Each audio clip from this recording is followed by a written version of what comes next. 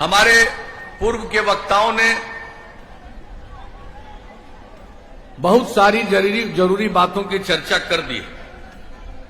हम तो आपके बीच में आए हैं यही अनुरोध करने कि जब से आप लोगों ने मौका दिया, हम लोगों ने काम करने की कोशिश की है और आप काम करने के लिए आगे मौका देना चाहते हैं, तो हम सब लोगों को उम्मीदवार इस निर्वाचन क्षेत्र से वीरेंद्र कुमार सिंह जी को, बेगूसराय निर्वाचन क्षेत्र से कुंदन कुमार जी को, बछवाड़ा विधानसभा निर्वाचन क्षेत्र से श्री सुरेंद्र मेहता को भारी मतों से विजयी बनाएं, ताकि फिर से मजबूती से काम करने का मौका मिले। मैं तो आपके बीच में अनेकों बार अपनी बात रख चुका हूं। जब से काम करने का मौका हम लोगों को मिला, तो हम लोगों ने तो काम किया, और हम लोगों के पहले कौन सा काम हो रहा था आप सबको मालूम है। शाम होते होते कोई घर से बाहर निकलने की हिम्मत करता था? क्या बुरा हाल था पूरे बिहार का, वही हाल सब जगह का था। और जिस प्रकार से न पढ़ाई का इंतजाम, न इलाज का इंतजाम, न आने जाने का इंतजाम, यानी अपराध की घटनाएं घटती थी, सामूहिक नरसंहार की अनेक घटनाएं, सांप्रदायिक दंगा, कितने लोगों का अपहरण क्या नहीं होता था। और बिहार के कितने व्यापारी बिहार छोड़कर भागने को मजबूर हुए थे, कितने हमारे डॉक्टर और चिकित्सक थे, वो कैसे यहां छोड़ करके बाहर जाने को मजबूर होते थे। तो ये सब स्थिति को देखते हुए ही बिहार के लोगों ने हम लोगों को काम करने का मौका दिया, और हम लोगों ने क्या तय किया कि न्याय के साथ विकास होगा। और न्याय के साथ विकास का मतलब समाज के हर इलाके का विकास और समाज के हर तबके का उत्थान।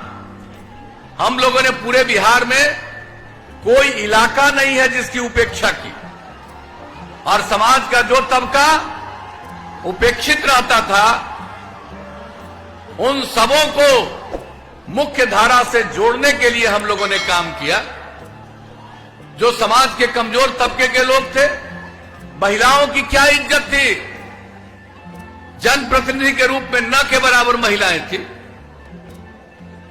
पढ़ने की स्थिति उनकी नहीं होती थी। महादलित, दलित, अति पिछड़ा, सब लोगों का क्या हाल था, आदिवासी समाज के लोगों का, अल्पसंख्यक समुदाय के लोगों का क्या हाल था। ये सब लोगों को मुख्य धारा से जोड़ने के लिए हम लोगों ने विशेष पहल किया। जब पहली बार मौका मिला तो हम लोगों ने सबसे पहले पंचायती राज संस्थाओं में और नगर निकाय में महिलाओं के लिए 50% का आरक्षण दिया। अनुसूचित जाति को 16%, अनुसूचित जनजाति को 1%, और अति पिछड़े वर्ग को कोई देखता नहीं था, उनके लिए 20% का आरक्षण हुआ। और आज कितनी बड़ी संख्या में अब जनप्रतिनिधि के रूप में महिलाएं हैं, अनुसूचित जाति जनजाति के लोग हैं, अति पिछड़े वर्ग के लोग हैं। अब कोई उनकी उपेक्षा नहीं कर सकता है, अब सबको इज्जत मिल रही है। तो जो काम करने का मौका मिला, तो हम लोगों ने ये काम किया। और आप देख रहे हैं कि 3 बार से चुनाव हो गया, अब महिलाएं कितनी जागृत हैं। पढ़ने के लिए क्या सुविधा, पोशाक योजना, साइकिल योजना। लड़कियां कहीं साइकिल नहीं चलाती थी, जब साइकिल योजना की शुरुआत हुई, लड़कियों में कितना आत्मविश्वास आया, और किस तरह से लड़कियां स्कूल जाने लगी, हाई स्कूल जाने लगी। और जब लड़कों ने भी मांग किया, हमने लड़कों के लिए भी साइकिल योजना शुरू कर दी। तो आप जरा समझ लीजिए, लड़कियों की संख्या मैट्रिक में बहुत कम थी। 1,70,000 9वीं क्लास में पूरे बिहार में, और अब लड़के और लड़कियों की संख्या बराबर हो गई। आज ये स्थिति है।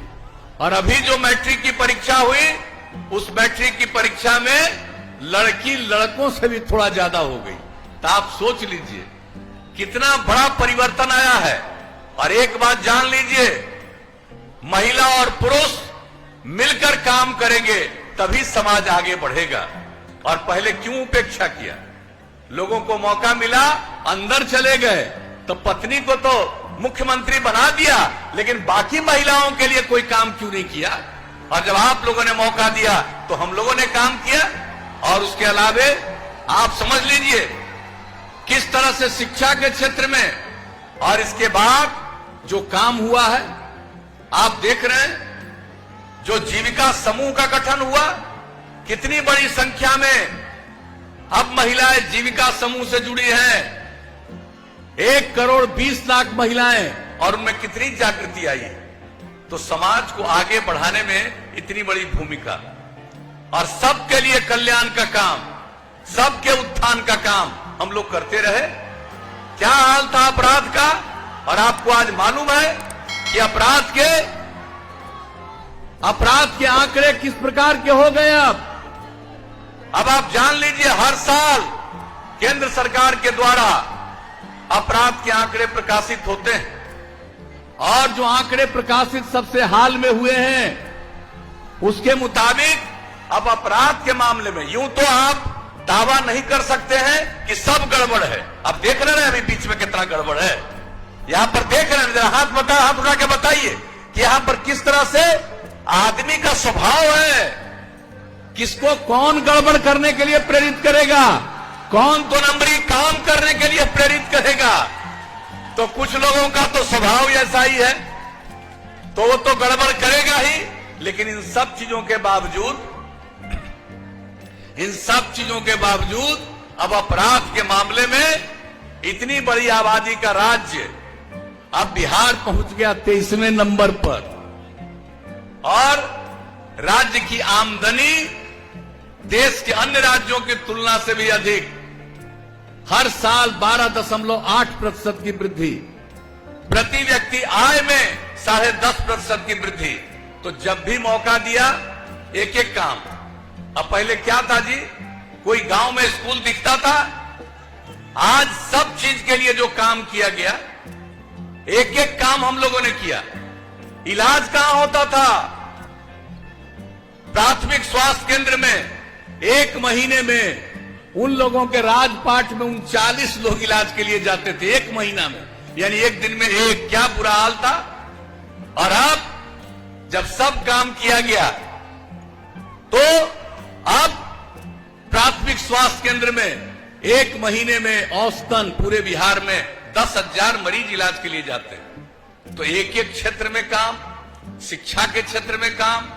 और आपको मालूम है 5वें क्लास तक की पढ़ाई में भी स्कूलों से बहुत सारे बच्चे बच्चियां बाहर रह जाते थे। और हमने पता किया वो कौन है, तो पता चला कि या तो महादलित समुदाय के हैं या अल्पसंख्यक समुदाय के। उनको बाहर पढ़ाकर स्कूल तक पहुंचाने के लिए टोला सेवक, तालीमी मरकज स्वयंसेवक 30,000 लोगों को लगाया, जो अपने 60 साल की उम्र तक लगते रहेंगे, काम करते रहेंगे। और आज बच्चे बच्चियों की संख्या अब स्कूलों से बाहर रहने में न के बराबर होगी। तो एक एक क्षेत्र में काम, विकास का काम। हम चाहते हैं सबको पढ़ाना, और कुछ लोग बिना पढ़े काम करना चाहता है। तो नतीजा यही हम सबको कहेंगे। और जो बिहार का हाल था, नई पीढ़ी को ठीक ढंग से बता दीजिए। उसको क्या मालूम है कि 15 साल पहले शाम होते घर के बाहर कोई निकलने की हिम्मत नहीं करता था। आज जहां चाहे वहां जाता है। तो क्या परिवर्तन हुआ, कितनी सड़कें बनी, कितना पुल पुलिया का निर्माण हुआ। और आपको पता है जो भी ये काम हुआ, अब यहां पर जिन लोगों को काम करने का मौका मिला, लोग क्यों नहीं कुछ सुधार किए? और जब आप जानते हैं केंद्र में आदरणीय नरेंद्र भाई मोदी जी की सरकार बनी और इन लोगों ने बिहार के हित में भी काम किया, बिहार के लिए विशेष योजनाएं भी चलाई। और आपको मालूम है कि अभी पिछले वर्ष ही आकर के कितनी चीजों का बेगूसराय के पास शिलान्यास वगैरह हुआ और उसका काम कितनी तेजी से चल रहा है। बरौनी रिफाइनरी का क्षमता वर्धन, बरौनी उर्वरक संयंत्र के पुनरुद्धार किया जा रहा है। हम लोग जब एमपी थे, इस इलाके के एमपी नहीं थे, हम बाढ़ के एमपी थे, लेकिन हम इस सवाल को संसद में उठाते रहते थे, बरौनी के इस सवाल को, बेगूसराय के इस सवाल को, लेकिन उस समय की सरकार ने तो सुना नहीं। और आप समझिए, जब अटल जी की सरकार हुई तो अटल जी की सरकार ने बरौनी रिफाइनरी के क्षमतावर्धन का काम शुरू किया, और जब दूसरी बार मोदी जी की सरकार आई तो इन्होंने उनके रिफाइनरी का भी काम और विस्तार कर दिया, और उसके अलावे आपके बरौनी उर्वरक संयंत्र का पुनरुद्धार कराया जा रहा है। अब सोचिए, एक एक काम जो कहां का पीछे रह गया, और पुल कितना बन रहा है, कितना पुल बन रहा है। अब आप सोच लीजिए, एक एक काम किया जा रहा है, और हम लोगों को जो लगातार काम करने का मौका मिला है, हम लोगों ने जो लोगों की सेवा की है, और जितना काम कर सकते थे करते हुए, अभी हम लोगों ने क्या तय किया कि हर जिले में इंजीनियरिंग कॉलेज, हर जिले में पैरामेडिकल संस्थान, हर जिले में पॉलिटेक्निक संस्थान, हर जिले में महिला आईटीआई, हर जिले में जीएनएम संस्थान, और हर सब डिवीजन में एएनएम संस्थान, आईटीआई संस्थान। कितने बड़े पैमाने पर हम लोगों ने काम किया। और आपके बेगूसराय के लिए तो मेडिकल कॉलेज के भी निर्माण का, अब जमीन का कुछ विवाद चल रहा था, वो सब चीज खत्म हो गया, और पूरे तौर पर तो एक एक चीज के लिए आप जरा समझ लीजिए, पूरे बिहार के बारे में जरा सोच लीजिए कि कितना ज्यादा काम किया गया है। और लोगों को मौका मिला तो क्या करते थे, कहीं एक स्कूल बनाया था। अगर पढ़ना चाहते हो तो अपने बाप से पूछो, अपने माता से पूछो कि कहीं कोई स्कूल था, कहीं कोई स्कूल बन रहा था, कहीं कोई कॉलेज बना था, जरा पूछ लो। राज करने का मौका मिला, राज करके ग्रहण करते रहे, और अंदर चले गए तो पत्नी को बैठा दिया गद्दी पर। यही सब तो चल रहा था स्थिति। और उसके बाद आज बता दो, कोई गड़बड़ करने वाला आदमी है, अगर कोई गड़बड़ करने वाला आदमी होगा वो अंदर जाएगा, कोई नहीं लोगों के बीच में इस तरह से उल्टा पुल्टा काम कर सकेगा। तो एक एक तरह से हम लोगों ने काम करवाया, और जो आपको बता दिया कितना इंस्टीट्यूशन, और गरीब तबके के लोगों को आगे पढ़ाने के लिए हम लोगों ने स्टूडेंट क्रेडिट कार्ड योजना, 4 लाख रुपए की मदद कि इंटर के आगे पढ़ो, इसके लिए काम किया। उसके अलावे आप समझ लीजिए, जो आगे नहीं पढ़ सकता लेकिन काम की तलाश में घर के बाहर जाना है, उसके लिए हम लोगों ने किस प्रकार से उनके लिए मदद की। 2 साल तक 1-1 हजार रुपया का मदद, स्वयं सहायता भत्ता योजना, और सभी बच्चों को, बच्चियों को अगर वो कोई काम करेगा तो उसके लिए जरूरी है कि वो कंप्यूटर पर काम करना जाने। उसके लिए हम लोगों ने जो काम करना सिखाया है, 10 लाख युवक युवतियों ने उसकी ट्रेनिंग ली है। और आप समझ लीजिए कि उसके साथ साथ बातचीत करना सिखाते हैं हम लोग, संवाद कौशल, व्यवहार कौशल, क्या व्यवहार होना चाहिए। तो 10 लाख लोगों ने इसकी ट्रेनिंग ली, और ये सब हम लोग काम करते रहे। महिलाओं को 35% का आरक्षण सरकारी सेवाओं में और पुलिस बल में। तो पहले कोई महिला पुलिस बल में दिखती थी, अब आज बिहार में कहीं भी जाइए, सब जगह महिलाएं आपको पुलिस बल में दिखेंगी। और जितना महिलाएं पुलिस बल में बिहार में है, शायद ही किसी दूसरे राज्य में। तो हर जगह महिलाओं के लिए काम, आप समझ लीजिए, और उनको आरक्षण, अब सरकारी सेवाओं में ये काम करते हुए फिर हमने क्या कहा, हर घर बिजली पहुंचाएंगे। पहले बिजली कहां था, लालटेन का युग था, और हम लोगों ने हर घर बिजली पहुंचा दिया।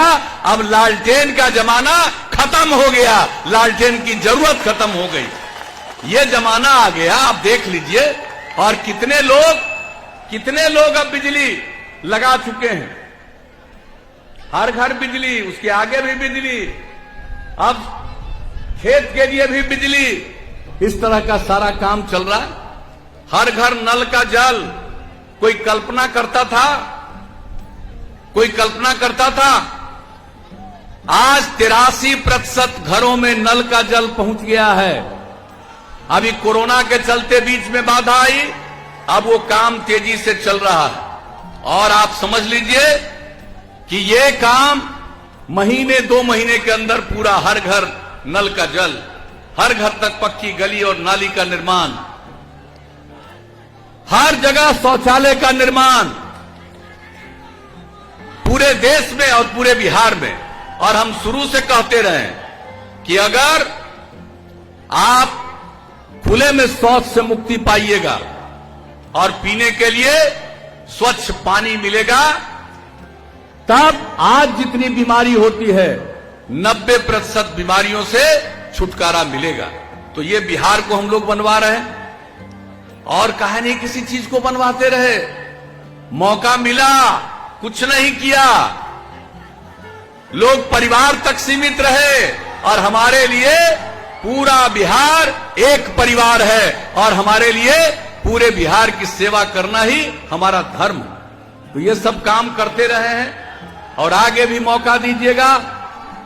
तो केंद्र सरकार की तरफ से बहुत सारी योजनाएं और बहुत सारा मदद, और राज्य सरकार की तरफ से भी काम। और आगे जान लीजिए, अगर अगली बार मौका दे दिए तो अब तो हर घर तक हम बिजली पहुंचा दिए, लेकिन अब अगली बार इसके अलावे पूरे गांव में हम सोलर स्ट्रीट लाइट लगाएंगे। रात में घर का बिजली बंद कीजिएगा, पूरे गांव में रोशनी रहेगी, इतना ज्यादा सोलर स्ट्रीट लाइट लगाएंगे। एक एक काम इस तरह का करवाएंगे, सब काम का, साफ सफाई का, गांव का हो शहर का हो, एक एक काम। और एक बात जान लीजिए, अगली बार मौका मिलेगा तो हर खेत तक सिंचाई के लिए पानी पहुंचा देंगे, सिंचाई की व्यवस्था हम लोग करेंगे। और अगर इसके आगे मौका मिला, अब तक तो लगभग हर घर को सड़क से जोड़ चुके हैं, अब इसके बाद मौका मिलेगा तो फिर हम कई गांवों को जोड़ते हुए कोई और महत्वपूर्ण सड़क की तरफ ले जाने के लिए, महत्वपूर्ण स्थान की तरफ ले जाने के लिए हम लोग और नई सड़कों का निर्माण कराएंगे और सभी सड़कों का पुनरीक्षण करेंगे। और इसके अलावे जितने शहर और बाजार हैं, सड़कों का चौड़ीकरण तो हम लोग कर ही रहे हैं, लेकिन उसके बाद सब जगह बाईपास बनवाएंगे। और अगर बाईपास की जमीन नहीं उपलब्ध होगी तो वहां पर ऊपर से और सड़क बना देंगे, फ्लाईओवर बनवा देंगे। एक एक काम इस तरह का हम लोग करने वाले हैं। और उसके अलावे स्वास्थ्य के मामले में जो मनुष्य हैं उसके लिए तो कर ही रहे हैं। अब आगे लोग पशुपालन करते हैं, उनको भी पशुओं के इलाज के लिए बहुत समस्या होती है। अब अगली बार मौका मिलेगा तो 8 से 10 ग्राम पंचायत में हम चिकित्सालय पशुओं का बना देंगे, और नई टेक्नोलॉजी जो आई है हर गांव तक उसको पहुंचाएंगे। अगर गांव में भी कोई जानवर बीमार हो गया, तुरंत उसके माध्यम से चिकित्सालय में खबर और तत्काल इलाज का प्रबंध, और उसके लिए जो दवा की जरूरत होगी उस दवा का इंतजाम भी राज्य सरकार की तरफ से कर दिया जाएगा। तो हर प्रकार से मनुष्यों के लिए। और आपको मालूम है, अभी हमारे संजय झा जी ने बताया, ये कोरोना का जो दौर चला है ये दुनिया भर में दौर है, और आप जान रहे हैं अपने देश में इसको बहुत हद तक नियंत्रित किया गया, और अपने बिहार में सबसे ज्यादा नियंत्रित। आप जान लीजिए इतना तेजी से ये ठीक हुआ है, 94% से ज्यादा। अब इसके अलावे यहां पर जो भी दिया जाता है सहायता, जांच कितना करवा रहे हैं। 10 लाख की आबादी पर जो देश में औसत जितना जांच हो रहा है उससे 4000 ज्यादा जांच बिहार में हो रहा है। आप समझ लीजिए, सबके बचाव के लिए इंतजाम, केंद्र का भी सहयोग है और राज्य सरकार भी अपने तरफ से कर रही है। अगर किसी तरह से कोई समस्या आती है, इन्होंने ठीक कहा, जब हम लोगों को काम करने का मौका मिला तो पोलियो से कितना बड़ा नुकसान और देश भर के लोग चिंतित थे कि बिहार में नहीं हो रहा है, और जब हमको मौका मिला तो अंतर्राष्ट्रीय स्तर के लोगों ने हमको फोन किया, शपथ ग्रहण किए थे। अभी 7 दिन के अंदर विधानसभा में विधायकों का शपथ होना था।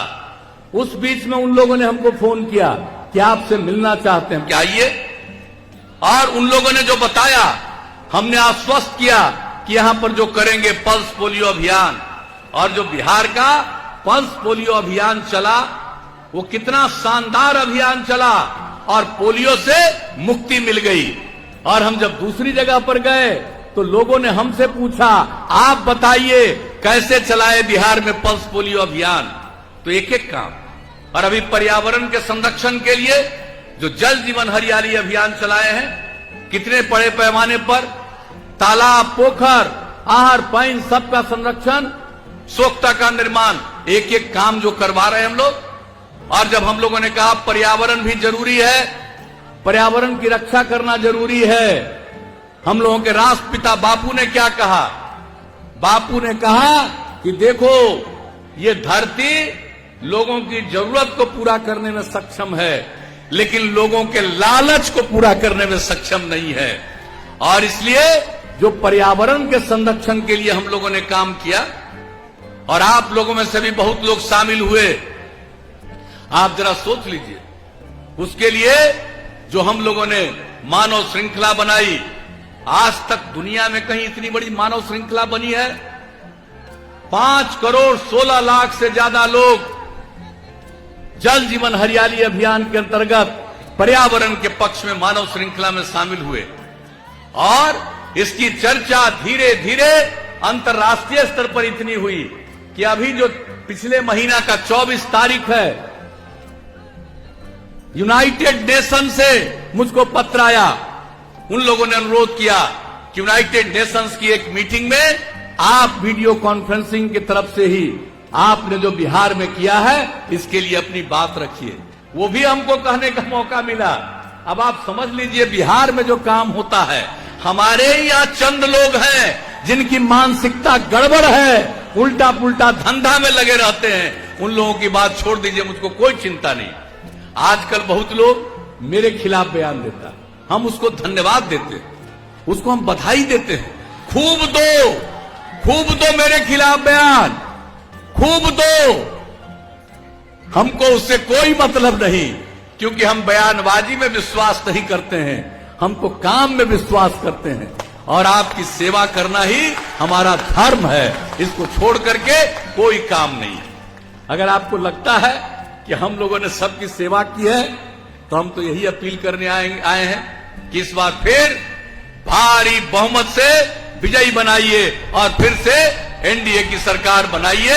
यही हम अपील करेंगे आप सब लोगों से।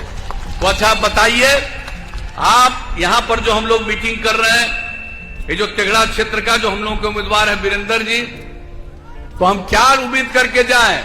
जिताइएगा इनको, हाथ उठा के बताइए। बहुत बहुत धन्यवाद।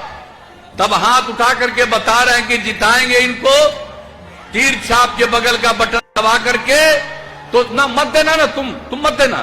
तुम 15-20 लोग हो या हजारों लोग हैं, उसकी फिर एक बार ताली उठा लीजिए एकदम पूरा। देख लो अरे देखो ना, पीछे अगल बगल देखो ना, देख लो तो तुम लोगों को समझ में आ जाएगा। और जिसके लिए कर रहे हो, ये सब लोग तुम लोगों का पूरा जवाब दे देंगे और उन लोगों का हाल ठीक ठाक कर देंगे, बुरा हाल कर देंगे, ये जान लो। तो अब आप बताइए, आपने आश्वस्त किया तो क्या कहें? हम इनको जीत का माला पहना दें?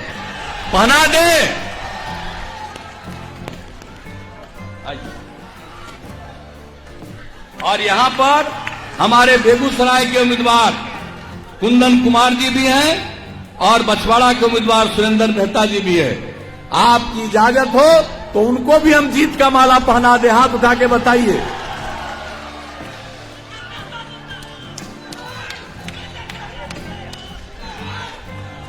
तो सब आप लोगों की सहमति से हमने माल्यार्पण कर दिया।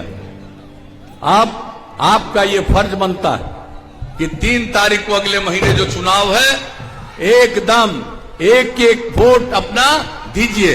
और जितनी हमारी बहनें बैठी हुई हैं, हम इनको यही कहेंगे कि पहले मतदान तब जलपान। पहले निकल करके पहले वोट डालिए और तब इसके बाद जलपान हो।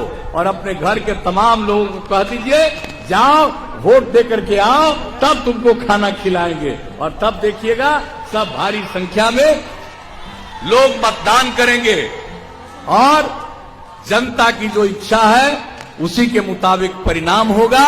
और जो आपने आश्वस्त किया है, मैं आपको आश्वस्त करता हूं, अगर फिर मौका मिला तो आपकी सेवा हम लोग इतना करेंगे कि बिहार नई ऊंचाइयों को प्राप्त करेगा और आगे बढ़ेगा। इन्हीं शब्दों के साथ मैं आप सब लोगों को हृदय से धन्यवाद देता हूं, आपका अभिनंदन